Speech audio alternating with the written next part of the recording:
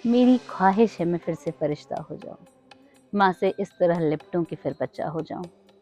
मुनव्वर राना साहब का ये शेर मेरे पसंदीदा शेरों में से एक है। जब भी घर की याद आती है तो इस शेर को पढ़ना और सुनना मुझे बहुत पसंद है। नमस्कार, मैं स्मिता राव इंडिया नामा में फिर से एक बार आप सबका बहुत बहुत स्वागत करती हूँ।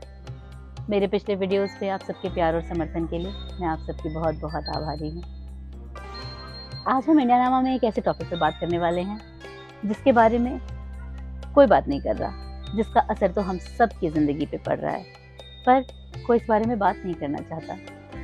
लड़कपन का जोश कह लीजिए या सफलताओं की गलत परिभाषाओं का असर। हम सब एक ऐसी रेड रेस में शामिल हो गए हैं जहां हम अपने बच्चों को उनके बुजुर्गों से बहुत दूर ले आए हैं। इस बात का असर तब पता चलता है जब आप खुद माँ बाप बनते हैं, जब आप खुद अपने बच्चों को उनके बुजुर्गों के बिना बड़ा होते देखते हैं। इस विषय में बात करते हुए मैं अपने आप को अपराधी भी समझती हूँ और पीड़ित भी।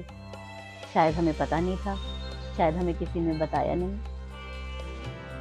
बहुत ग्लानि होती है जब देखती हूँ कि हमारे माँ बाप हमारे बच्चों का बचपन उन्हें सिर्फ स्क्रीन में देखकर जी रहे हैं, और हमारे बच्चे अपने दादा दादी नाना नानी को सिर्फ साल में कभी एक आध बार मिलकर, वो भी मिल पाए तो ऐसे ही जान पा रहे हैं। ये दुख का विषय है, इसलिए मैं एक दृष्टिकोण सबके सामने रखना चाहती हूँ कि आने वाली पीढ़ियाँ, ये युवा पीढ़ी जब कोई डिसीजन ले तो इस पहलू को भी नज़रअंदाज ना करे। याद रखे कि ये भी एक बहुत ज़रूरी पहलू है जो ज़िंदगी के आने वाले दिनों में उन्हें बहुत कचोटेगा। इंडिया नामा में आज हम इस बारे में बात करेंगे कि दादा दादी और नाना नानी के आसपास बड़े होने का हमारे बच्चों पे क्या असर पड़ता है। हम ये भी बात करेंगे कि हमारे बच्चों के आसपास होने का दादा दादी और नाना नानी की लंबी ज़िंदगी पे क्या असर पड़ता है। बचपन से ही हम सबको ये पता है, it takes a village to raise a child. हम इतनी दूर आ गए हैं कि हमारा विलेज कहीं रह गया है। हालिया शोध भी ये साबित करते हैं कि दादा दादी और नाना नानी के आसपास बड़े होने से बच्चों की ज़िंदगी पे, उनकी इमोशनल ग्रोथ पे बहुत असर पड़ता है। मैं आपको कुछ ऐसे शोध बताऊंगी जिन्होंने ये साबित किया है कि अगर दादा दादी नाना नानी के आसपास बच्चे बड़े हों तो ये उन दोनों के लिए कितना फ़ायदेमंद है। 2010 में हुए एक शोध के अनुसार दादा दादी और नाना नानी की भागीदारी सिर्फ पारंपरिक तौर तक ही सीमित नहीं है। उन्होंने बच्चों के ब्रेन डेवलपमेंट में बहुत योगदान दिया हुआ है। ये एक इवोल्यूशनरी स्ट्रैटेजी है और बायोलॉजिकल ग्रोथ में बहुत हेल्प करती है।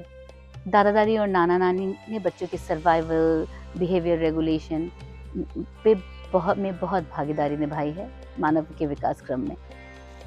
2023 में एक सिमुलेशन स्टडी में multi brain neuro computational model को यूज़ करके ये बताया गया कि जब बच्चे अपने दादा दादी और नाना नानी से बात करते हैं तो उनकी ब्रेन वेव्स ज़्यादा सिंक्रोनाइज होती हैं। इसका मतलब ये है कि बच्चों में cognitive flexibility, socio emotional flexibility तेज़ी से डेवलप होती है जब ये ब्रेन वेव्स ज़्यादा सिंक्रोनाइज होती हैं। 2024 में प्रकाशित एक स्टडी के अनुसार ये भी बताया जाता है कि ग्रैंड पेरेंट्स के आसपास बच्चों के बड़े होने से उनकी लाइफ पे भी, उनकी लाइफ लॉन्जेविटी पे भी बहुत असर पड़ता है। वो इमोशनली बहुत फुलफिल्ड महसूस करते हैं और उनकी कॉग्निटिव एजिंग बहुत स्लो डाउन हो जाती है। ये सब रिसर्च हमें ये बताती हैं कि अगर हमारे बच्चे अपने दादा दादी नाना नानी से दिन के कुछ मिनट भी बात करें तो ये इन दोनों पीढ़ियों के लिए बहुत ही असरकारक हो सकता है। हमारी पीढ़ी जिसे इन दोनों पीढ़ियों के बीच आई इस दीवार के लिए जिम्मेदार माना जाता है, आइए आज हम सब एक छोटी सी कोशिश करते हैं कि दिन के चंद मिनट हमारे बच्चे अपने दादा दादी नाना नानी से बात करते हुए बिताएं। कहानियाँ इस इंटरेक्शन का बहुत इम्पोर्टेंट हिस्सा हो सकती हैं। क्यों ना दादा दादी नाना नानी और बच्चे एक ही कहानी सुने, चाहे वो दूर दूर बैठे हों तो भी एक ही कहानी को सुने और फिर उसी कहानी के बारे में दोनों एक दूसरे से दिन के चंद मिनट बात करें। ये एक बहुत ही आसान तरीका हो सकता है इस खाई को पाटने का। हमारा एक छोटा सा प्रयास हमारे बच्चे और हमारे माँ बाप दोनों की ज़िंदगी पे बहुत सकारात्मक असर डाल सकता है। इसी के साथ इंडियानामा में आज हम आगे की कहानी शुरू करते हैं। आज की कहानी भी इसी पे आधारित है। इस कहानी का नाम है बुढ़ा ढोल। चलिए आज की कहानी सुनते हैं। तो जैसा हमने पहले ही बात करी, आज की कहानी का नाम है बुढ़ा ढोल। एक समय की बात है, एक गांव था जहां बुजुर्गों की कद्र लगभग खत्म हो चुकी थी। लोग उन्हें नासमझ, कमजोर और पुराने जमाने का मानते थे। घर के बड़े बुजुर्ग चुपचाप अपने हिस्से की रोटी खाकर अपना समय काट रहे थे। कोई उनकी बात नहीं सुनता था, ना ही कोई उनके अनुभवों से कुछ सीखने की कोशिश करता था, ना ही उनसे कोई सलाह ली जाती थी। गांव के बुजुर्गों ने भी मन में सोच लिया, अब हम इनसे कुछ ना कहेंगे, अपने हिस्से का जीवन बस ऐसे ही काट लेंगे।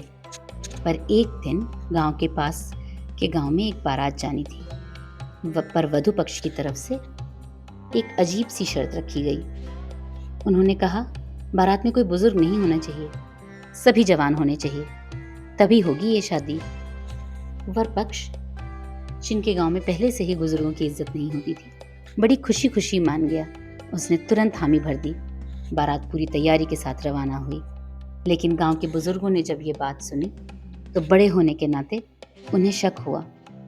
उन्होंने पहले ही भाप लिया, ये निश्चय ही कोई षड्यंत्र है।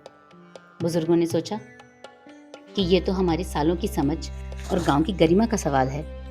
अगर आज हम चुप रहे तो कल से कोई हमारे गांव की इज्जत नहीं करेगा, हमारे अनुभव की कोई कीमत ही नहीं मानी जाएगी।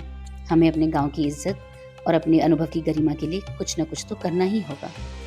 और फिर उन्होंने ये तय किया कि गांव का एक वृद्ध तो किसी भी कीमत पर बारात में जाएगा, भले ही उसे छुप कर क्यों न जाना पड़े। सबने एक तरकीब निकाली और गांव के एक वृद्ध को ढोल में छुपा दिया। ढोल में छुपा वृद्ध चुपचाप बारात के साथ चलता रहा। बारात चलती जाती, वृद्ध के कान चौकन्ने थे। वो सब की बातें सुन रहा था। वो जानना चाहता था कि कहीं कोई उसके गांव की गरिमा के साथ खिलवाड़ ना करे। जब बारात लड़की के दरवाजे पे पहुंची तो धूमधाम से स्वागत हुआ। लड़के वालों ने संतोष की सांस ली, चलो कोई वृद्ध नहीं आया है। और फिर वरमाला का समय आया। वरमाला के समय वधु पक्ष ने एक अजीब सी शर्त रख दी। उन्होंने कहा, वरमाला तो तभी होगी जब कोई कुत्ते की पूंछ नीची कर दे और वो नीची ही रहे।